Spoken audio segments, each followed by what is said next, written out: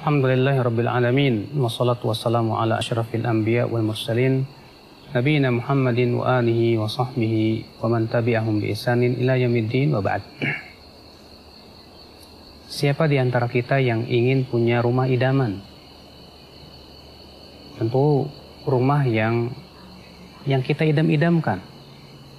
Apakah rumah idaman itu berarti rumah yang mewah? Atau rumah yang serba fasilitas ada? Atau yang seperti apa? Tentu rumah yang idaman adalah yang sesuai dengan yang diperintahkan oleh Allah dan Rasulnya. Rumah idaman adalah rumah yang diberkahi oleh Allah Subhanahu wa Ta'ala. Rumah idaman adalah rumah yang dimasuki oleh malaikat rahmat.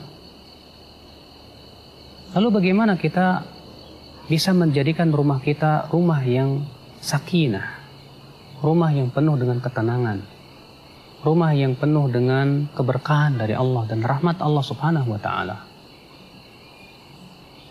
Yang pertama yang harus kita perhatikan ya akhul Islam, jangan sampai rumah kita mengundang para jin dan mengusir malaikat rahmat.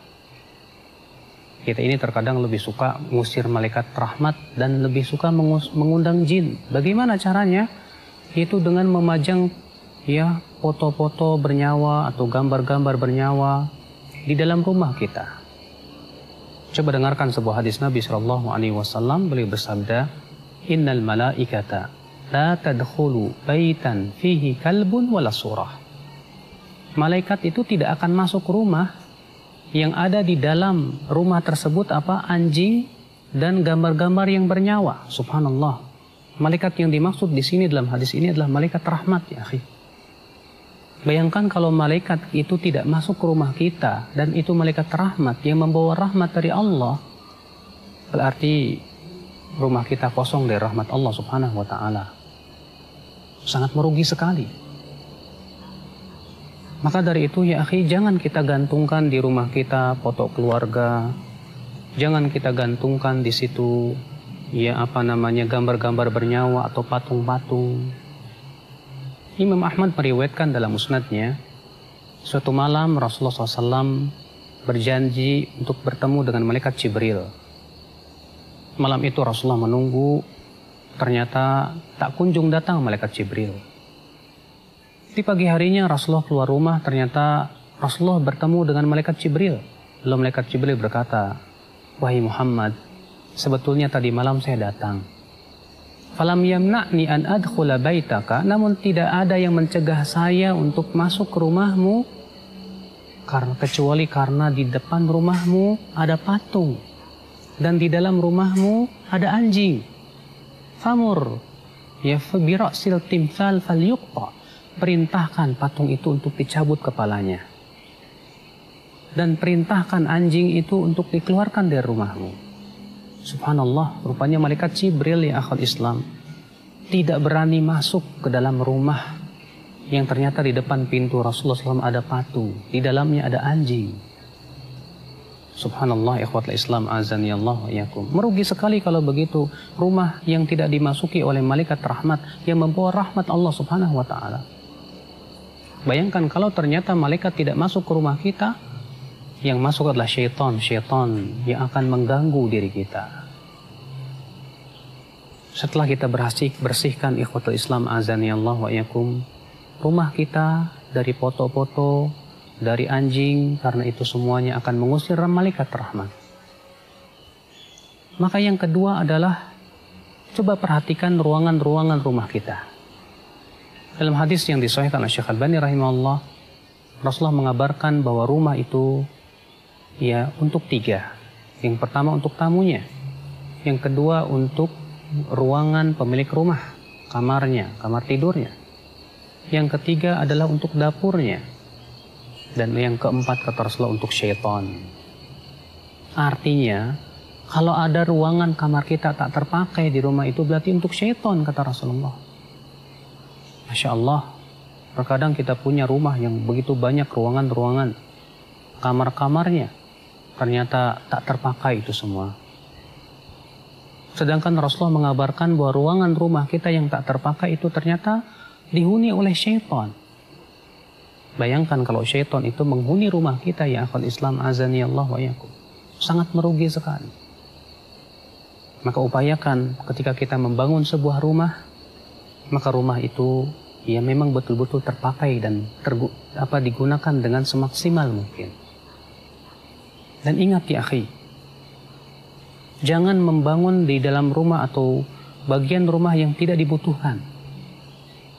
Dalam hadis yang disebutkan oleh Syekh Albani dalam Sahih Targhib wa Tarhib, bahwa Rasulullah SAW pernah melihat sebuah kubah yang dibangun di depan sebuah rumah sahabat. Lalu Rasulullah bertanya, itu rumah siapa? Itu rumah milik fulan wa fulan, wahai Rasulullah. Keesokan harinya Rasulullah bertemu dengan sahabat itu dan Rasulullah tidak mau menegur. Lalu kemudian ya orang itu dilaporkan bahwa Rasulullah SAW bertanya tentang kubah itu. Dan Rasulullah mengabarkan bahwasanya semua bangunan rumah wabal ala sahibihi, menjadi kecelakaan untuk pelakunya. Ya, maksudnya bangunan-bangunan yang tidak dibutuhkan.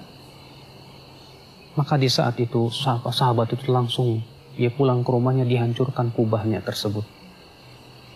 Bayangkan ya akhwal Islam, ya gara-gara kita membangun sesuatu yang tidak ada manfaatnya dalam rumah di bagian rumah kita, akhirnya tidak diberkahi oleh Allah Subhanahu wa taala.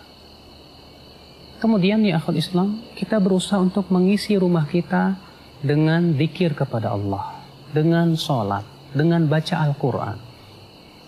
Al-Imam At-Tirmidzi meriwayatkan bahwa Rasulullah SAW sabda, la taj'alu buyutakum maqabir. Jangan kalian jadikan rumah kalian seperti kuburan. Maksudnya apa kata para ulama? Karena kuburan bukan tempat sholat, kuburan bukan tempat baca Quran. Maka rumah yang tidak ditegakkan padanya sholat, tidak dibacakan padanya Al-Quran, berarti rumah itu seperti kuburan. Subhanallah. Ya kalau ternyata rumah kita kosong dari sholat, rumah kita kosong dari bacaan Quran, bagaikan kuburan. Ya, tidak mendatangkan keberkahan, tidak mendatangkan rahmat dari Allah Subhanahu wa taala. Oleh karena itu Rasulullah SAW menyuruh agar sebagian sholat kita itu berada di rumah. Sholat sunnah, kata Rasulullah, di rumah lebih baik daripada sholat sunnah di masjid 27 kali lipat. Subhanallah akhwal Islam, itu menunjukkan bahwa rumah kita hendaknya diisi dengan sholat. Hendaknya rumah kita diisi dengan membaca Al-Quran. Bahkan dalam sebuah riwayat disebutkan bahwa rumah yang dipenuhi dengan membaca Al-Quran, dibacakan dan dilantunkan padanya Al-Quran, maka bagi penduduk langit itu bagaikan bintang-bintang bagi penduduk dunia.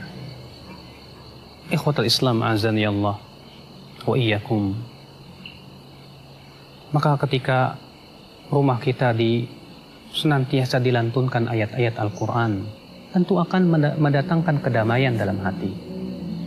Ketika diisi dengan sholat, tentu akan mendatangkan keberkahan dalam kehidupan, ketentraman di dalam jiwa. Kemudian setelah itu, rumah itu diisi oleh penghuni-penghuni yang bertakwa kepada Allah. Suami yang bertanggung jawab, mendidik anak dan istrinya dengan apa yang Allah ridhoi dan cintai. Istri yang begitu taat kepada suaminya, yang senantiasa mentaati suaminya dalam keridhaan Allah Subhanahu wa taala. Anak-anak yang senantiasa berbakti kepada orang tuanya. Subhanallah, sebuah rumah yang sangat kita idamkan tentunya. Bukan rumah yang mewah tapi kosong daripada zikir kepada Allah, akan tetapi adalah rumah yang banyak padanya zikir kepada Allah, salat, sehingga akhirnya rumah itu memberikan ketentraman dalam hati, menjadi sebuah rumah bagi kita, surga kita di dunia. Ikhwatul Islam azani Allah wa iyyakum. Nah, inilah ya akhi, kita berusaha untuk menjadikan rumah kita rumah idaman. Ya. Yaitu dengan melakukan hal-hal yang diperintahkan oleh Rasulullah SAW. Semoga kita termasuk orang-orang yang senantiasa diberkahi oleh Allah Subhanahu wa taala di dalam rumah kita, di dalam rumah tangga kita. Ya demikian pula diberkahi di dalam semua urusan kita. Amin ya rabbal alamin. Ini saja, subhanakallah bihamdik. Asyhadu an la ilaha illa anta astaghfiruka wa atubu ilaik. Wassalamualaikum warahmatullahi wabarakatuh.